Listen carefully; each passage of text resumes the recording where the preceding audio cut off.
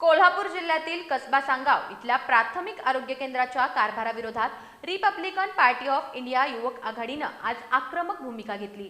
रुग्णांची उद्धट वागणूक, तपासण्यांमधील टाळाटाळ आणि उपचारातील दिरंगाई याविरोधात युवक आघाडीनं थेट आरोग्य केंद्रासमोर आंदोलन करत अधिकाऱ्यांना घेराव घातला।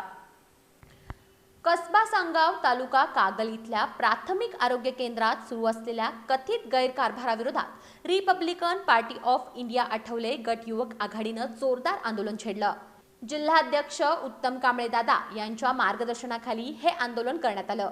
गेल्या काही दिवसांपासून आरोग्य केंद्रात रक्त तपासण्या न करणं, उशिरा आलेल्या रुग्णांना केस पेपर न काढता परत पाठवणं, औषधांचा तुटवडा असल्याचं कारण देणं, तसंच रुग्ण आणि त्यांच्या नातेवाईकांशी उद्धट भाषेत वागणं अशा गंभीर तक्रारी समोर येत होत्या। याशिवाय केंद्राच्या कार्यक्षेत्रातील 7 गावांमध्ये दूषित पाण्यामुळे काविळीसह इतर साथीचे आजार पसरत असतानाही प्रशासनाकडून ठोस उपाययोजना होत नसल्यानं नागरिकांमध्ये तीव्र संताप व्यक्त केला जात होता।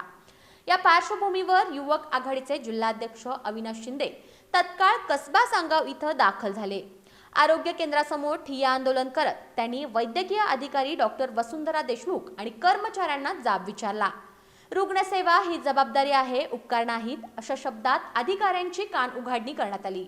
अचानक झालेल्या आंदोलनामुळे काही काळ तणावपूर्ण वातावरण निर्माण झालं। अखेर वैद्यकीय अधिकारी डॉक्टर देशमुख यांनी दिलगिरी व्यक्त करत पुढील काळात रुग्णसेवेत कोणतीही कसूर होणार नाही असं लेखी आश्वासन दिल्यानंतर आंदोलन मागे घेण्यात आलं। या आंदोलनात आरपीआय युवक आघाडीचे पदाधिकारी आणि कार्यकर्ते मोठ्या संख्येने सहभागी झाले होते।